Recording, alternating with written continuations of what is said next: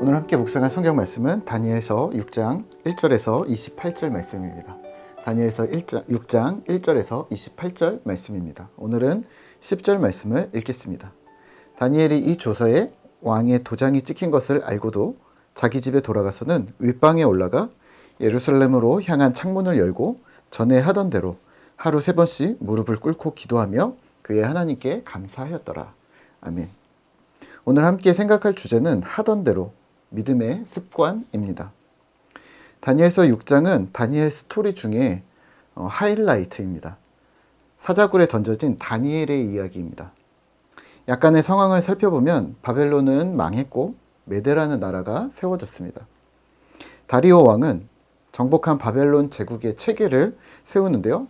고관 120명을 세워서 전국을 통치하려고 합니다. 그리고 그 위에 총리 3명을 두어 이 관리들이 제대로 일을 하도록 감독하는 일을 맡기려고 합니다. 그리고 다니엘은 여기에서 민첩하고 뛰어나 다리오 왕은 그를 수석 총리로 세워 전국을 총괄하게 하려 합니다. 여기서 다니엘에 대해 다시 조금 더 살펴보면 다니엘은 15세에 15살에 바벨론으로 끌려왔습니다. 그리고 다니엘 본 6장은 BC 539년 메데 바사가 바벨론을 정복하고 난 이후 한 2-3년 정도 후에 일어난 일이라고 본다면 다니엘은 지금 나이가 82세 정도 되어 있을 듯 합니다. 우리가 흔히 접하는 성경 이야기책과 설교에서 흔히 묘사하는 것과는 달리 그는 지금 10대 청년이나 아니면 청장년이 아닌 노인이었습니다. 여튼 다니엘은 여전히 뛰어났고 다리오 왕은 그를 수석 총리에 앉히고자 했습니다. 하지만 그만큼 다니엘을 공격하려는 자들이 많았습니다. 4절입니다.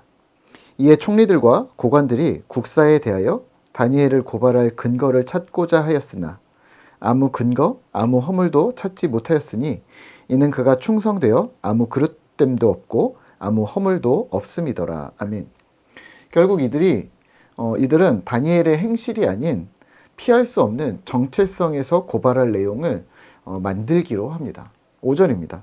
그들이 이르되 이 다니엘은 그 하나님의 율법에서 근거를 찾지 못하면 그를 고발할 수 없으리라 하고 그리고 왕에게 나아가 그를 설득합니다. 7절입니다. 왕이여 그것은 곧 이제부터 30일 동안에 누구든지 왕 외에 어떤 신에게나 사람에게 무엇을 구하면 사자굴에 던져 넣기로 한 것이니이다. 아멘. 그리고 이 조서에 왕의 도장을 찍어서 심지어는 왕조차도 바꾸지 못하게 하자고 합니다. 사실 이 조서는 왕의 변심을 막으려는 처사였던 거죠.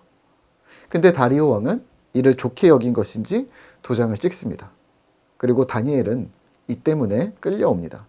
이유는 간단합니다. 하던 대로 행동했기 때문입니다. 10절입니다. 다니엘이 이 조서에 왕의 도장이 찍힌 것을 알고도 자기 집에 돌아가서는 윗방에 올라가 예루살렘으로 향한 창문을 열고 전에 하던 대로 하루 3번씩 무릎을 꿇고 기도하며 그의 하나님께 감사하였더라. 아멘. 다니엘은 조서에 왕의 도장이 찍혀 자신의 신앙생활을 멈춰야 한다는 것을 알고 있었지만 그는 하던 대로 믿음의 습관대로 예루살렘을 향해 창문을 열고 하루 3번씩 무릎을 꿇고 기도합니다. 그리고 하나님께 감사합니다. 그 후 이야기는 우리가 잘 알고 있습니다. 사자굴에 던져졌고 하나님이 지켜주셨고 다니엘은 생명을 보전하고 승리합니다. 오늘 말씀을 묵상하며 우리는 무엇을 기억해야 할까요? 다니엘의 믿음의 습관입니다. 다니엘은 하던 대로 믿음의 습관대로 행동했고 그 하나님께 나아가는 습관을 무너뜨리려 했던 자들은 여전하신 하나님의 능력으로 패했습니다.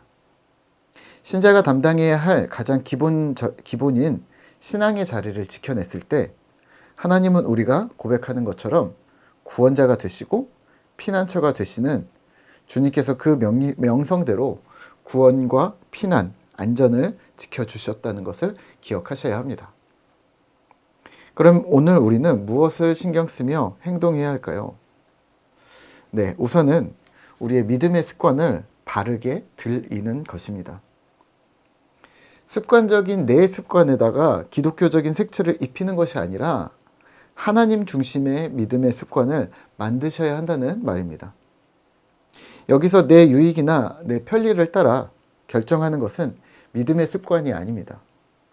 묵상이 나랑 안 맞아서, 기도가 시간이 없어서, 또는 말씀을 공부하는 시간보다는 가성비가 더 좋은 일들을 선택하고서 주일에만 잠깐 예배하는 것이 믿음의 습관이라고 볼 수 없는 것이죠. 내가 남은 시간에 무엇을 할까? 내가 남은 시간에 무엇인가를 했다면 그건 취미생활입니다. 신앙생활은 취미생활이 아니라 삶의 중심이 되어져야 하는 것이죠. 부탁드리기는 믿음의 습관을 바르게 만들고 꾸준히 점검하고 교정해 나가셔야 합니다. 기본적인 개인의 경건, 개인의 예배를 세움이 바로 시작입니다. 말씀과 기도라는 하나님 경외의 표지를 내 삶에 자연스레 습관화 시키셔야 합니다. 이러지 않으셨으면 좋겠습니다. 회사 업무 시간에 기도하라는 말 아닙니다. 점심을 거르고 성경을 읽으라는 말 아닙니다. 나에게 주어진 소중한 나만의 것인 시간, 그 시간에 그걸 하나님께 쓰자는 말입니다. 새벽이 될 수도 있고, 퇴근 후가 될 수도 있고, 저녁을 먹은 후나 또는 잠자리에 들기 전에 온전히 나만의 시간에 그것이 나의 신앙의 습관이 되면 어떨까요? 또 하나는 이게 진짜 습관이 되셔야 합니다. 억지로나 압박감으로나 부담으로 가셔서 습관이라고 할 수 있을까요? 잠들기 전에 양치하듯이, 또 일어나서 물 한 컵 마시듯이, 또 출근하기 전에 세수하듯이 필수적이면서 습관적인 일들을 습관적이어야 합니다. 매일 하는 일이지만 나를 찬란하게 가꾸어 주는 것, 나를 건강하게 만들어 주는 것과 같은 이 좋은 습관들처럼 신앙의 습관도 마찬가지인 거죠. 오늘도 주님 말씀이 여러분들에게, 나에게 부담이 되었습니까? 아니면 습관이 되었습니까? 네, 약간의 노력은 기울이셔야 합니다. 그래야 습관으로 만들어질 수가 있는 것이죠. 우리가 다니엘서 10번 읽기를 하면서 우리가 지금 10일 동안 우리 다니엘서를 10번을 읽으셨는데요. 12장을 우리가 꾸준히 읽었다면 우리가 120장을 읽은 것인데요. 하루에 1시간씩 우리가 다니엘서를 한번 읽는 것, 그리고 또 큐티를 통해서 말씀을 또 묵상한 것, 그리고 또 잠들기 전에 우리가 하루를 돌아보며 우리의 삶과 하나님의 말씀을 연결하는 작업들을 우리가 열흘 동안 했습니다. 함께 해주셔서 감사하고 또 그렇게 수고해 주셔서 감사합니다. 이런 우리의 믿음의 훈련들이 믿음의 좋은 습관을 우리 몸에 들이는 것이라고 생각하시면 어떨까요? 이제 열흘이 끝났으니까 이제 자유다. 네, 그러셔도 됩니다. 하지만 이렇게 하니 우리에게 말씀이 더 가까워졌구나.